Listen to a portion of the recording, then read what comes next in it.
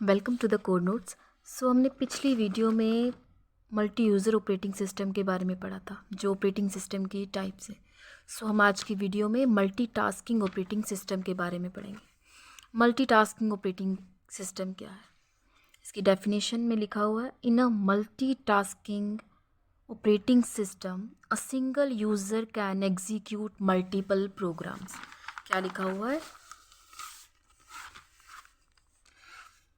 In a multi-tasking operating system, a single user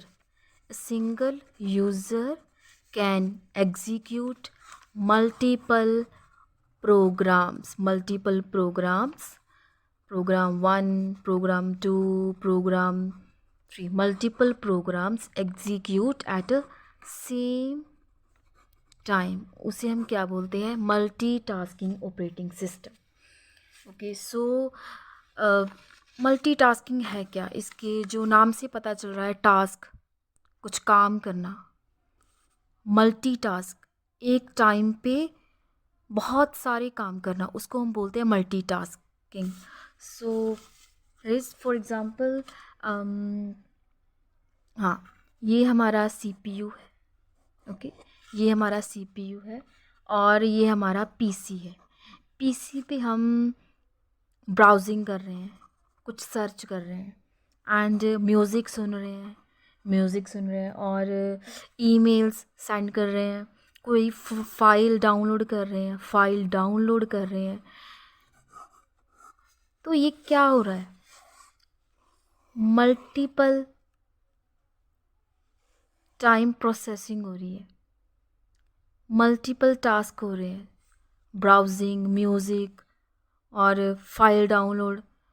तो कुछ operating system के पीछे जो पेजेस हैं वो लोड हो रहे हैं। ये क्या है? ये मल्टीटास्किंग ऑपरेटिंग सिस्टम है। और एक और एग्जांपल, फॉर एग्जांपल, हमारा जो फ़ोन है उसमें हम व्हाट्सएप चला रहे हैं, ठीक है, व्हाट्सएप चला रहे हैं। हमें जो लेटेस्ट चल रहा है इंस्टाग्राम, ओके, इंस्टाग्राम से कोई मैसेज, उसकी नोटिफिकेशन आई तो हम क्या करते हैं? व्हाट्सएप से स्विच हो जाते हैं इंस्टाग्राम पर, ओके। और हमने म्यूज़िक भी लगाया हुआ है। हमें कुछ गाना अच्छा नहीं लगा तो उसको हमने बंद करना है, पॉज करना है, तो हम क्या करेंगे? इंस्टाग्राम से व्हाट्सएप में स्विच हो जाएंगे। ये क्या हो रहा है? हम एक बार में कितने काम कर रहे हैं? व्हाट्सएप, इंस्टाग्राम, म्यूज़िक, कोई फाइल डाउनलोड हो रही है। इसे क्या बोलते हैं? Multi tasking. जो इसको ऑपरेट करता है उसको बोलते हैं operating system, multi tasking operating system, ठीक है।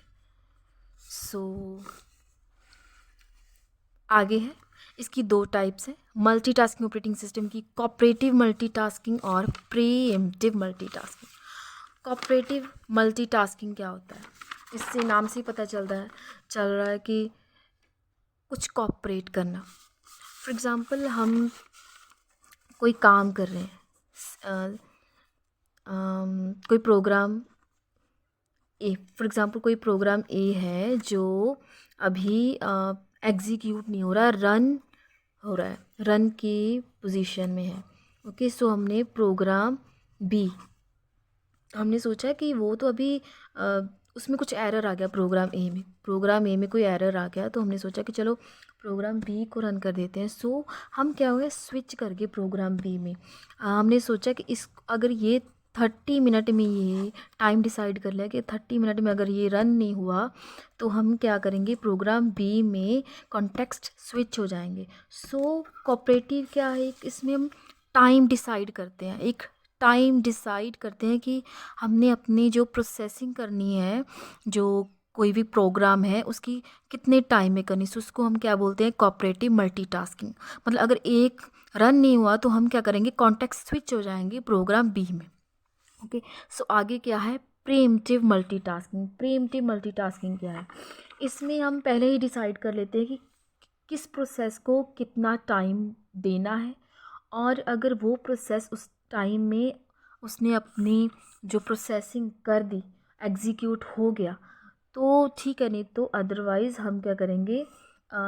इन फैक्चुअल उसको इन फ्यूचर में स्केड्यूल कर लेंगे, शेड्यूल कर लेंगे, स्केड्यूल कर लेंगे, जो भी आप चाहे उसको हम क्या इन फ्यूचर में करेंगे, उसको हम बोलते हैं प्रीएम्प्टिव मल्टीटास्किंग।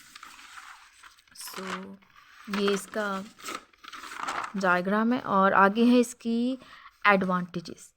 एडवांटेजेस क्या है? मैनेज सेवरल यूज़र्स, मल्टीटास्किंग है तो बहुत सारे यूज़र्स इसको मैनेज करते हैं, ठीक है। और virtual memory, good reliability, easy to use और टाइम शेयरेबल। हम मल्टीटास्किंग को टाइम शेयरेबल टास्क भी बोलते हैं, और क्योंकि इसमें अगर एक प्रोग्राम हमारा रन होने में नहीं हुआ तो वे दूसरे को जो सीपीयू है उसकी प्रोसेसिंग स्टार्ट कर देगा, तो इसको हम क्या बोलते हैं? Time shareable. ओके, आगे है बैकग्राउंड प्रोसेसिंग। अगर हम कुछ काम भी कर रहे हैं, कुछ वर्ड पे काम कर रहे हैं, तो जो हमारी बैकग्राउंड पर जो प्रोसेसिंग है वो चलती रहेगी। सो ये भी एक एडवांटेज होगी कि हमने कोई इमेज डाउनलोड पर रखी हुई है तो वो कोई वीडियो वो डाउनलोड हो जाएगी। मल्टीपल प्रोग्राम्स एग्जीक्यूट होते हैं इसमें। एक टाइम पे बहुत सारे काम हो जाते हैं, सो इसको हम क्या बोलते हैं? मल्टीटास्किंग। और ये एक एडवांटेज है मल्टीटास्किंग ऑपरेटिंग सिस्टम की। सो मैंने पिछली वीडियो में भी आपको बताया था कि अगर किसी की एडवांटेजेस हैं तो डिसएडवांटेजेस भी होंगी ही होंगी। सो आगे है इसकी डिसएडवांटेजेस मल्टीटास्किंग ऑपरेटिंग सिस्टम की। फर्स्ट है प्रोसेसर बाउंडेशन। प्रोसेसर बाउंडेशन क्या है? बाउंडेशन मतलब लिमिटेशन। फॉर एग्ज़ाम्पल कोई हम अपना जो काम है, कोई मल्टीपल जो प्रोग्राम है उसके वो रन करवा रहे हैं, कोई एप्लीकेशन रन करवा रहे हैं, कोई फाइल डाउनलोड करवा रहे हैं। सो जो हमारा सिस्टम है उसकी प्रोसेसिंग वो स्लो हो जाती है, मतलब जो उसकी एप्लीकेशंस जो रन करने की एबिलिटी है वो पुअर हो जाती है। सो ये इसकी मेजर डिसएडवांटेज है मल्टीटास्किंग ऑपरेटिंग सिस्टम की। आगे है मेमोरी बाउंडेशन। मेमोरी बाउंडेशन क्या है? हर हर हर सिस्टम की एक मेमोरी फिक्स होती है, रैंडम एक्सेस मेमोरी। हमारे फ़ोन की भी फिक्स होती है। और अगर जो हम मल्टीटास्क जब करते हैं, कोई भी प्रोसेसिंग करते हैं, तो जो हमारी वो काम है वो हमारे मेमोरी में सेव होना स्टार्ट हो जाता है। सो क्या होता है, वो जब स्टोर होता है तो जो हमारी मेमोरी की जो बाउंडेशन है, मेमोरी बाउंडेशन जो उसकी प्रोसेसिंग है स्टोर करने की, वो ओवरलोड जाती है, ठीक है ना। ओवरलोड जाती है, जो हमारी मेन मेमोरी रैम है वो क्या हो जाती है? ओवरलोड। मतलब random access memory, random access memory जिसकी कुछ हद होती है कि इसमें इतना ही डाटा स्टोर होगा। अगर हम मल्टीपल टास्क करते हैं तो जो इसकी स्टोर करने की एबिलिटी है वो ख़त्म हो जाती है, तो इसे हम क्या बोलते हैं?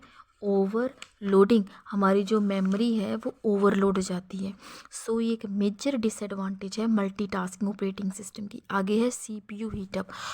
इससे नाम से पता चल रहा है हीटअप मतलब किसी सिस्टम पर लगातार काम करते रहेंगे, प्रोसेसिंग कर रहे हैं, म्यूज़िक सुन रहे हैं, कोई फाइल डाउनलोड कर रहे हैं। सो इससे जो हमारा सीपीयू है हीटअप करने लग पड़ता है, गर्म हो जाता है। सो जो प्रोसेसिंग स्लो हो जाती है। सो ये एक मेजर डिसएडवांटेज है मल्टीटास्किंग ऑपरेटिंग सिस्टम की। सो कल मैं आपको मल्टी प्रोसेसिंग ऑपरेटिंग सिस्टम के बारे में करवाऊँगी। सो अगर वीडियो अच्छी लगी हो तो like, comment, share and to subscribe code notes. Thank you so much.